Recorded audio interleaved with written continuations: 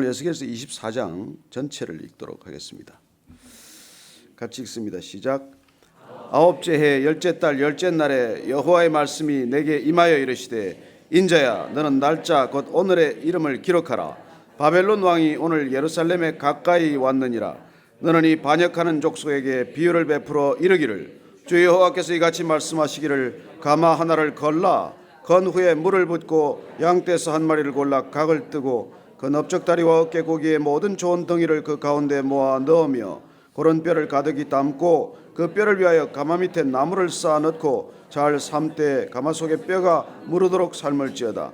그러므로 주 여호와께서 이같이 말씀하셨느니라.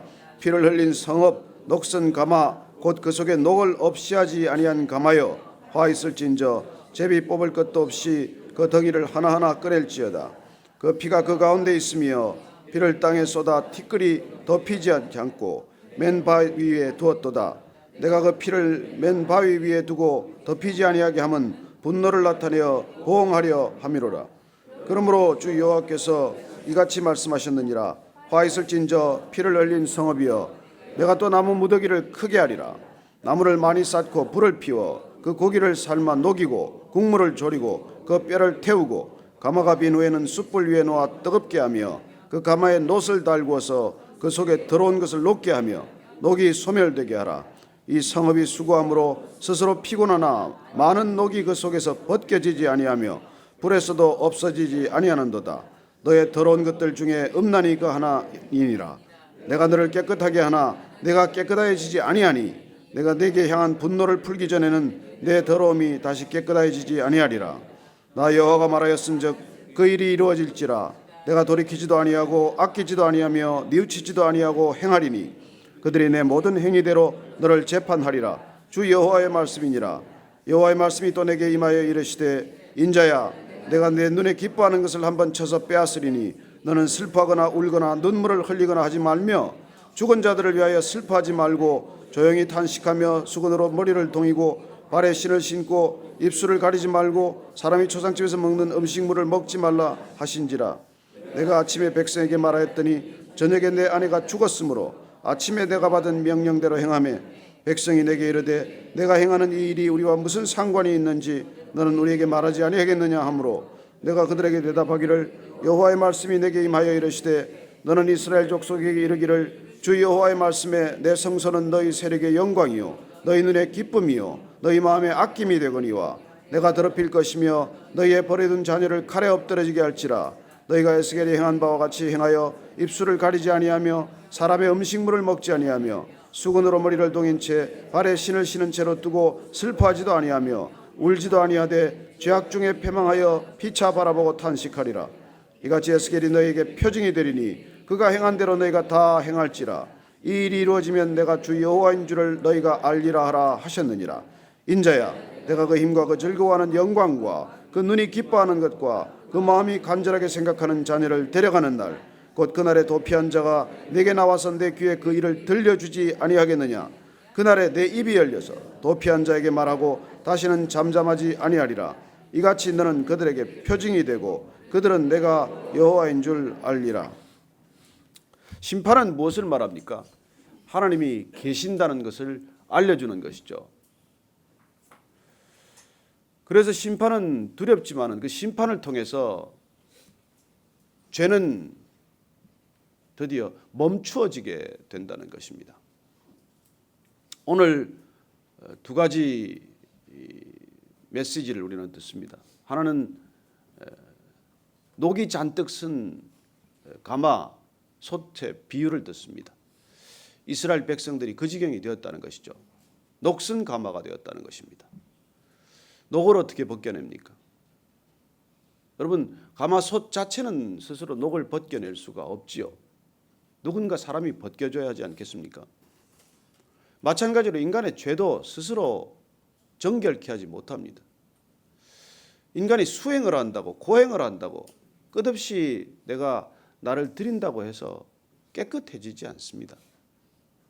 우리는 어떤 때는 선행을 함으로써 내가 깨끗해질 수 있다고 착각하겠지만 그러나 인간의 어떤 선행도 인간 자신을 깨끗게 하는 게 아니에요.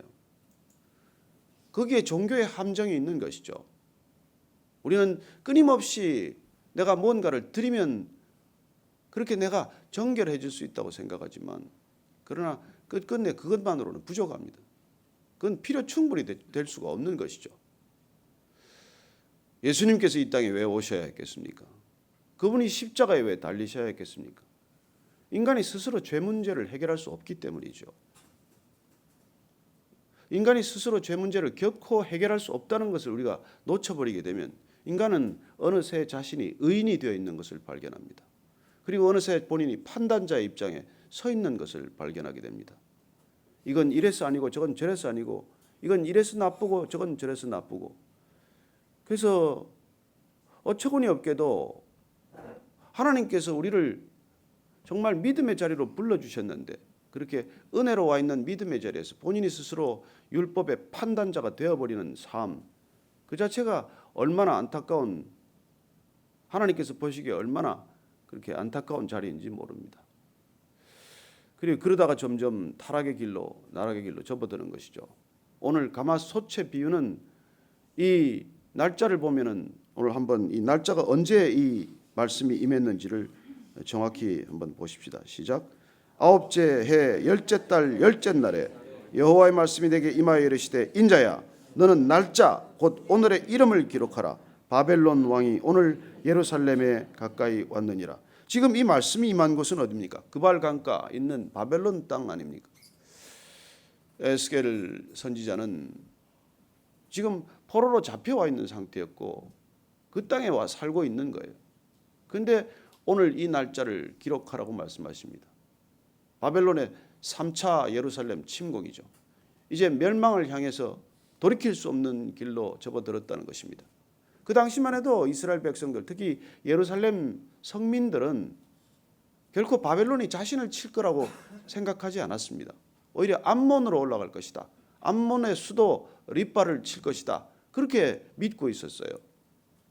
그리고 이 예루살렘 성은 난공불락이라고 굳게 믿었던 것이죠. 왜요? 하나님의 솔로몬 성전이 있으니까. 예루살렘 성전이 있는 한 하나님께서 끝까지 이 성을 지켜주실 것이라고 굳게 믿었던 것이죠. 옳은 믿음입니까? 바른 믿음입니까? 아니지 않습니까? 뜻밖의 바벨론은 암몬을 치지 않고 그 대군을 이끌어서 느부갓네살은 예루살렘으로 진격했습니다. 오늘 이 기록된 아홉째 해 열째 달 열째 날은 BC 588년, 그러니까 10월 10일이 되는 것이죠. 그리고 정확히 망한 날짜는 BC 586년 4월 9일에 멸망하게 됩니다. 횟수로는 3년에 걸쳐서 그렇게 포위되고 꼼짝없이 그 예루살렘 성이 바벨론 군대에 의해서 그렇게 포위되어 있다가 멸망하게 되는 것이죠. 3년에 걸친 포위지만은 정확한 달수로 치면은 한 18개월 정도 그렇게 갇혀 지내게 됩니다. 얼마나 두렵고 끔찍한 시간이었겠습니까? 한 달, 두 달도 아니에요. 18개월, 3년에 걸쳐서 예루살렘 성은 멸망하게 됩니다. 하나님께서 결코 이 성을 정말 이방인들의 말발굽에, 이방인들의 발길에 밟히지 않을 것이라고 굳게 믿었던 그 성전 아닙니까? 그러나 그 성전은 이방인들에게 짓밟히고 말았고, 그리고 예루살렘 성읍은 정말 피바다로 변하고 맙니다.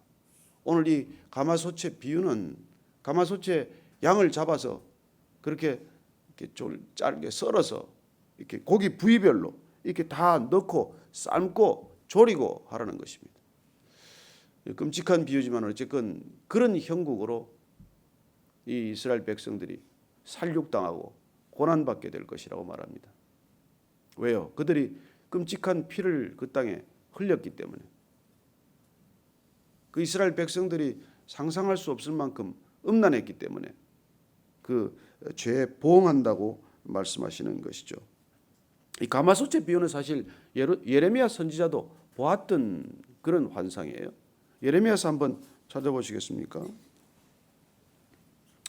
예레미야서 우리가 1장 13절을 보면 여호와의 말씀이 예레미야 선지자에게 임했을 때 이렇게 기록하고 있습니다. 여호와의 말씀이 다시 내게 임하니라. 이르시되 내가 무엇을 보느냐? 대답하되 끓는 가마를 보나이다. 그 윗면이 북에서부터 기울어졌나이다. 이런 환상을 예레미야도 보았던 것이죠. 가마솥이 기울어져서 북쪽에서부터 남쪽으로 기울어져서 쏟아져 내리는 것을 보게 됩니다. 그런 엄청난 환상을 다들 보았던 것이죠. 근데 오늘 말씀의 핵심은 이 가마솥에 비유에 있는 것이 아니라 가마솥 안에 잔뜩 낀 녹을 어떻게 벗겨내느냐는 것입니다. 지금도 녹을 벗겨내는 것은 쉽지 않잖아요. 옛날에 저희들 어릴 때 그냥 그 할머니 어머니가 불러서 은수저 갖다 놓고 너 이거 좀 닦으라 그러면 그때 뭐 재를 가지고 그 이렇게 뭐 이렇게 수세미 같은 것에 묻혀 가지고 계속 닦아서 그 은에게 핀 그 검은 걸 벗겨내지 않습니까? 요새는 뭐 그런 게 너무 이 벗겨내는 이게 뭐예요? 뭐 이렇게 약품들이 나와서 잘 벗겨내지만 옛날에는 그 녹 벗겨내는 일이 보통 일이 아니에요. 쇠는 제 몸에서 녹을 냅니다. 그 쇠도 녹을 낼진데 여러분 어떤 것이 상하지 않겠습니까? 여러분 쇠가 어떻게 그렇게 갉아 먹힐 수 있습니까? 그만큼 쇠 조각조차도 녹이 필 만큼 이 땅에 가만히 있으면 그런 일이 생기는 거예요. 여러분 인간은 제자리에 있으면 더 좋아지지 않습니다. 머물러 있는 법이 없어요. 인간은 가만두면 타락하는 존재입니다. 시간이 흐르면 더 좋아지는 관계란 없습니다. 시간이 지나면 모든 관계에 녹이 슬게 되어 있어요. 얼마나 우리가 그 녹을 벗겨내느냐, 날마다 그 녹을 벗겨내느냐. 그렇지 않으면은 우리는 그런 파탄을 보는 것이고 또 죄악이 그렇게 감당할 수 없을 만한 무게로 그렇게 쌓여가다가 어느 날 심판으로 임하게 되는 것이죠. 오늘 안타깝게도 오늘 이 고기의 비유에 들어가는 무슨 좋은 부위들은 다 고관이요, 높은 사람들이요, 그 땅에서 잘 먹고 잘 살던 사람들 얘기예요. 모든 백성들이 심판에 이르지만은 특별히 큰 고통을 겪는 것은 어떻게 보면은 지도자적인 입장에 있었던 사람들이고 제사장이라든지 율법 학자라든지 그런 많은 사람들이 동일한 고통을 겪게 되는 것입니다. 그러나 결국 가마가 끓게 되고 그 가마가 비워지게 되고 그렇게 되면은 그 가마의 녹은 결국 벗겨지게 되리라고 말씀하고 계십니다. 11절 말씀 한번 더 읽겠습니다. 시작. 가마가 빈 후에는 숯불 위에 녹아 뜨겁게 하며 그 가마에 놋을 달궈서 그 속에 더러운 것을 녹게 하며 녹이 소멸되게 하라. 심판의 목적을 이렇게 기록하는 것이죠. 왜 심판하십니까? 오늘 가마솥에 녹을 녹여내듯이 가마솥에 녹을 기어이 벗겨내야 하듯이 그 녹을 넣고 사실 삶으면은 그 고기 못 먹어요. 그렇게 더러운 것을 넣고 어떻게 그걸 끓인다고 해서 먹겠습니까? 여러분 독은 한 방울만 들어가도 우리가 먹지 못하는 것 아닙니까? 잉크 한 방울만 컵 물에 그걸 떨어뜨려도 그걸 우리가 마시지 않지 않습니까? 그리고 어쩌면 사람 안에 그렇게 녹이 슬듯 죄악이 자리 잡으면 하나님께서 못 쓰는 것이죠. 하나님께서 오늘 이 비유를 통해서 우리 각자에게 말씀하십니다. 여러분 두 손에 가득 쥐면 뭐합니까? 그 손에 정말 더러운 것이 묻어 있다면 그 손에 가득 음식을 움켜쥔들 그 음식을 먹겠습니까? 적은 음식이라도 깨끗한 한 손에 드는 것이 낫지 두 손 가득히 들면 뭐합니까? 우리가 정말 그런 것들을 남이 쥔 걸 보고 부러워하지 마십시오. 저는 그 남이 진 걸 보고 부러워하는 걸 최근에 제가 어디 가서 말씀을 전하다가 그런 비유를 전했습니다만 우리가 그 6세기 때 이솝이라는 우화를 쓴 사람 있지 않습니까? 이솝 우화 아시죠? 그 정도는 학교 때 다 기억이 나시죠? 그 중에 제일 유명한 우화가 뭡니까? 예, 여우와 신포도 얘기죠. 여우와 신포도. 아유 공부 많이 하셨네. 여우가 이렇게 아무리 점프해도 우유래 그걸 포도를 딸 수가 없는 거예요. 점프를 해도 손이 안 닿고 그걸 못 따지 않습니까? 그래서 그 뭐라 그래? 손에 안 닿으니까 못 따니까 저 포도는 쉬어서 따야 먹지도 못해. 그러고 다니잖아요. 그게 인간의 심리 아닙니까? 근데 그 뒷얘기는 모르시죠? 그 뒷얘기는 이제 이런 얘기가 있습니다. 그래 하도 이제 저 포도가 시다고 그러니까 이게 다른 그 얘기를 듣던 여우가 점프력이 좋은 여우가 하나 확인하고 싶었던 거예요. 자꾸 그게 시다 그러니까 본인이 이제 뭐 불철주야 연마해가지고 점프력을 극대화시켜서 그 포도를 드디어 땄어요. 따서 먹어보니까 진짜 신 거예요. 그래서 진짜 신데 그 딴 게 너무 억울하니까 너무 맛있는 표정을 짓고 다니는 거예요. 혼자서 이 포도는 정말 달아. 시다는 건 거짓말이야. 근데 정말 쉬어가지고 이 포도가 위궤양에 걸렸어요. 이 여우가. 그래서 위암으로 진전돼서 죽었어요. 이건 지어낸 얘기지만 여러분 우리 인생이 그렇단 말이에요. 우리는 그걸 손에 쥐고자 하는 게 안 쥐어지면 그냥 그걸 시다 그러는 거예요. 근데 정말 그걸 또 추구해서 달성을 해보면 진짜 쉬어요. 근데 그건 고생한 게 너무 아까우니까 힘들고 어떻게 해서 얻은 건데 이걸 남들 앞에서 시다고 말할 수 없는 거예요. 여러분 재물이나 권력이 그런 겁니다. 죽을 힘을 다해서 쥐어본 적은 별거 아니에요. 근데 별거 아니라고 말하기가 너무 인생이 아까운 거 아니에요.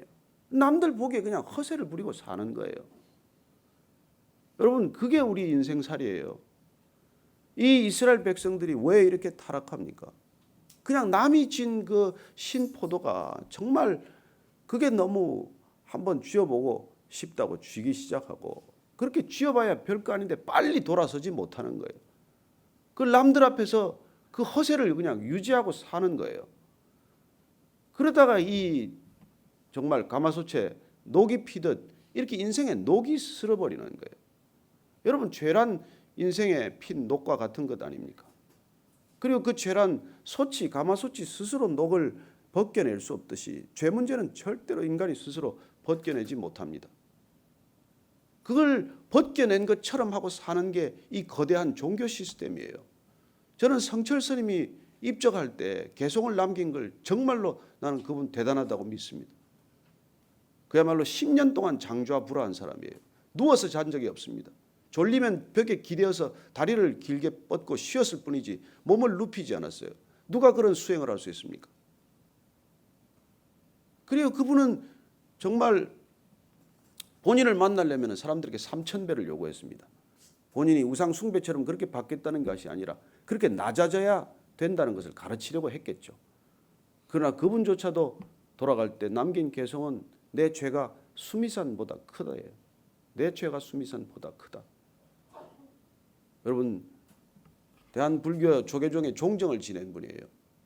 그렇게 철저한 수행이었지만 그분은 죄 본질을 알은 거예요. 나는 인간의 몸속에는 정말 모든 인류의 죄가 녹아있다는 것을 믿게 되었어요. 우리 박준석 형제 강의를 들어보니까 물컵에 이거 한번 해가지고 이게 물컵을 태평양 이 바다에 부으면은 그 바다에 무슨 뭐 원자가 몇 개? 다 들어가 있대요. 저는 인간이란 태어나면서부터 인간의 모든 인류의 죄가 다 녹아 있다고 믿는 사람이에요. 그래서 그분은 죄 본질을 본 거예요. 죄 문제 해결되지 않습니다. 그래서 그분은 내가 대중을 속였다라고 고백해요. 얼마나 정직한 고백입니까? 누가 나를 속였다고 고백하는 사람이 있습니까? 어떤 목사들이 사람을 그렇게 속이고도 뭐 속였다고 고백하겠습니까? 그러나 그분은 죽음 앞에서 나는 사람들을 속였다는 거예요. 속였다는 거예요. 정직한 고백이에요. 그리고 더 정직한 고백은 나는 이제 무간지옥으로 간다예요. 무간지옥으로 간다. 여러분 그렇게 수행한 분이 지옥 간다면 어떤 수행을 한들 지옥 안 가겠습니까? 우리가 이 죄 문제에 대해서 그냥 이걸 넉놓고 앉아있기 때문에 이런 것이죠. 그래서 오늘 결론은 이 죄는 하나님께서 씻어주셔야 된다는 것입니다. 예수님께서 씻어주셔야 오늘 보혈을 지나 우리가 보혈을 지나야 된다는 거예요. 여러분 우리가 보혈을 지나지 않으면 정결케 되지 않습니다. 그래서 우리가 계속 구원을 묵상하다가 결국 그 보혈을 지나가야 돼요. 그 십자가의 피를 뒤집어 써야 돼요. 그런데 이스라엘 백성들이 이 피 문제를 가볍게 다루다가 그 죄를 회개할 시간을 놓친 것이죠. 원래 레위기에 보면 동물을 하나 잡더라도 그 피를 흙으로 들파야 됩니다. 그런데 그 땅에 수많은 약자들이 피를 흘리고 죽어가도 누구 흙 하나 덮지 않았습니다. 그렇게 악한 땅이 되어버렸고 죄악이 관영하는 땅이 되어버렸기 때문에 하나님께서 심판하지 않을 수 없는 상황에 이르렀다는 것이죠. 그 심판의 메시지를 전하기 위해서 오늘 에스겔은 아내가 죽는 것을 겪게 됩니다. 그 아내가 죽었어요. 그러나 아내가 죽기 전날 말씀이 임해서 그날 아침에 이렇게 전하라고 그랬는데 어떤 것 빼앗기더라도 슬퍼하지 말아라. 내색도 하지 말아라. 울지 말아라. 눈물을 보이지 말아라. 그래서 그건 다 이해를 못하고 아마 전했을 거예요. 가장 소중한 것이란 무엇입니까? 그들이 가장 아끼던 것은 무엇일까요? 예루살렘 성전이죠. 그걸 빼앗기더라도 울지 말라고 하는 메시지입니다. 그런데 정작 본인이 그 메시지를 전하고 그날 밤에 아내가 죽어요. 그러나 그가 말씀을 전했기 때문에 그 말씀대로 눈물을 보이지 않습니다. 애통해하지 않고 통곡하지 않습니다.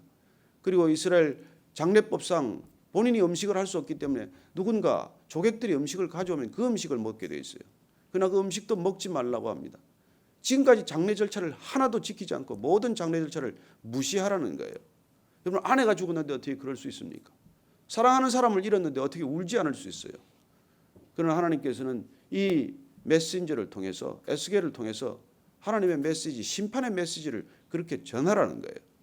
예루살렘이 함락되는 날, 전 이스라엘 백성들이 그렇게 목숨을 잃게 되는 날, 어느 누구도 장례를 치를 수 없게 된다는 뜻입니다. 누가 누구 장례를 치러요? 누가 누구의 죽음을 슬퍼해요? 모든 사람이 다 죽어가는데 이런 일들을 겪게 된다는 것이죠. 오늘 이 에스겔서 24장은 에스겔 선지자의 아내의 죽음을 통해서도 그는 메시지를 전했다는 것으로 기록하고 있습니다. 이 땅에 하나님의 사람으로 부르심을 받았다는 것은 이런 고통을 감내하는 일입니다. 어쩌면 우리 안에 있는, 우리에게 주어지는 그런 안타깝고 힘든 상황들이 있지만 그게 중요한 게 아니라 하나님을 전하는 것이 더 중요하고, 우리 개인의 슬픔을 억눌러야 하는 까닭은 온 땅의 슬픔이 우리의 슬픔과는 비교할 수 없는 것이기 때문이고, 어쩌면 우리가 넋을 잃을 정도로 이 땅이 엄청난 심판에 직면해 있다는 말씀을 하고 계신 것이죠. 저는 이 시대가 깨어나기를 원합니다. 그러면 에스겔이 이렇게 말한다고 들었습니까? 듣지 않았습니다. 돌이켰습니까? 안 돌이켰어요.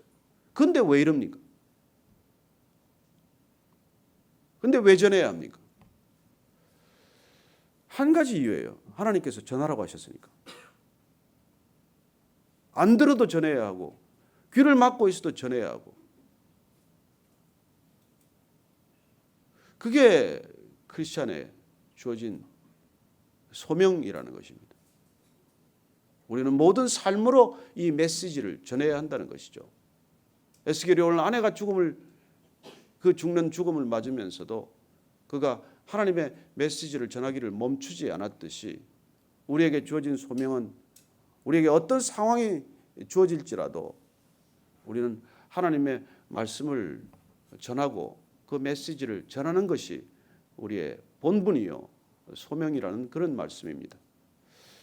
안타까운 시대를 향해서 정말 우리가 이 메시지를 전한들 귀를 막고 어쩌면 우리를 더 거절하고 핍박하겠지만, 그러나 주님이 오셨어도 그 백성들이 그랬던 것처럼 오늘도 동일한 그런 절벽과 같은 것을 맞닥뜨리지만, 그러나 하나님께서는 단 한 사람이라도 돌아올 사람들을 부르라고 말씀하시고, 그리고 그 남은 자 단 한 사람이라도 주님께서는 남은 자를 통해서 이 역사를 구원의 역사로 이끌어 가신다는 것입니다. 그분이 하나님이십니다. 때로 이해할 수 없고 때로 순종할 수 없지만은, 그러나 그분은 하나님이시기에 우리는 그분의 말씀에 순종할 뿐이고, 그분이 때를 얻지 못하던 하나님의 말씀을 전하라고 하셨기에 우리는 어떤 모양으로라도 우리의 삶 전체를 통해서 그분의 메시지를 전하는 것입니다. 내가 왜 이렇게 사냐? 그때 우리는 메시지를 전해야 하고, 너는 왜 일들에 이렇게 반응하냐? 그렇게 이유를 묻을 때도 우리는 그 메시지를 전해야 하고, 내 안에 있는 소망이 무엇이냐? 그렇게 물을 때에도 우리는 온유와 겸손으로 대답할 준비를 하며 사는 것입니다. 그렇게 살아가는 저와 여러분들 되기를 바랍니다. 그런 하루가 되기를 바라고, 또 그런 마음으로 내일 주일을 사모할 수 있게 되기를 바랍니다. 같이 기도할 때 오늘 정말 이 시대를 향해서 한 번 더 우리가 애통하는 마음으로 기도할 수 있게 되기를 바랍니다. 주님께서 우리에게 그런 마음을 주셨을 때 우리가 때로는 눈물로 기도하고 때로는 애통하는 마음으로 기도하고 저들을 돌이킬 수 있도록, 하나님 음란한 세대를 돌이킬 수 있도록, 죄에 찌들 대로 찌들어서 그 죄가 도저히 벗겨지지 않을 것 같은 저 세대를 향하여 우리가 기도해야 하고, 그리고 이 세대가 돌이킬 수 있도록 주님께서 은혜를 베풀어 주시고, 주님 성령의 바람이 강하게 불어 정말 불에 혀같이 갈라진 것들이 각 사람에게 임하는 그런 기적이 있게 하여 주옵소서. 그렇게 한번 또 이 시대 교회를 위해서도 함께 기도하겠습니다. 하나님 아버지, 주님 이 시간 이 악한 세대를 주님께 올려드립니다. 주님,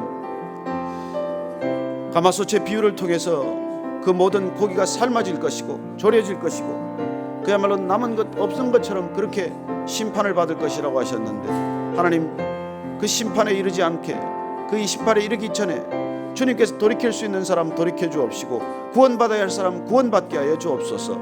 하나님 한 사람 한 사람 주님께서 부르시되 말씀으로 부르시고 은혜로 부르시고 사랑으로 부르시고 능력으로 부르시고 그리고 살아계신 하나님의 권능과 이김과 위엄으로 불러주시옵소서. 주님 돌이켜 주시옵소서. 주님 함께하여 주시옵소서. 이 시대 교회를 돌이켜 주시옵소서. 교회가 새롭게 되기를 원합니다. 이 땅의 모든 교회가 주님 보시기에 합당한 교회가 되기를 원합니다. 진정한 교회의 거룩을 회복하게 하시고, 진정한 교회의 능력을 회복하게 하시고, 진정한 교회의 은혜를 경험하게 하여 주옵소서. 하나님 교회가 구원의 방주일지인데 이 땅에 잃어버린 영혼들 교회를 통해서 구원받게 하시고, 교회에 들어온 모든 영혼들이 주께서 날마다 거룩하게 하사, 하나님 우리에게 주어진 능력은 오직 거룩의 능력임을 선포하게 하여 주옵소서. 힘과 능으로 감당할 수 없을 때 성령의 능력으로 감당하게 하시고, 우리 세상의 지혜와 세상의 지식으로 감당할 수 없을 때 하나님께서 이 땅에 주신 지혜와 능력으로 모든 것 감당하는 저희들 모두가 되게 하여 주옵소서. 하나님 함께하여 주시옵소서. 하나님 아버지, 우리에게 주어진 소명 때로는 벗어버리고 도망가고 싶을 때가 있습니다. 그러나 요나가 도망갔다가 다시 붙들려서 가고 싶지 않았던 그 땅 니느웨 땅으로 가야 했고, 하고 싶지 않은 말, 그 말을 니느웨 백성들에게 전해야 했듯이 저희에게 주신 소명을 감당할 수 있는 힘과 능력을 주님께서 부어주시고 허락하여 주옵소서. 나의 힘과 능으로 감당할 수 없음을 날마다 고백하오니, 그리고 이 연약한 무릎을 주 앞에 꿇어오니 주님 우리를 불쌍히 여겨주시고 이 땅의 교회를 긍휼히 여겨 주시옵소서. 이제는 십자가에서 우리가 보혈을 지나 보혈의 능력을 입을 때까지 그 피와 물을 쏟아부어 주신 우리 구주 예수 그리스도의 은혜와 하나님 아버지의 정말 무한하신 사랑과 날마다 그 사랑에 이끌려 주님 바라보게 하시고 주님 따르게 하시는 성령님의 인도하심이 오늘 가마솥에 잔뜩 낀 녹처럼 우리 안에 있는 잔뜩 끼어버린 그 죄악을 주님의 보혈로 씻기기를 원하고, 그리고 그 보혈로 모든 백성 구원에 이르기를 소망하는 이 자리에 고개 숙인 모든 보혈의 사람들, 믿음의 사람들 위해 지금부터 영원까지 함께 하시기를 간절히 축원하옵나이다. 아멘.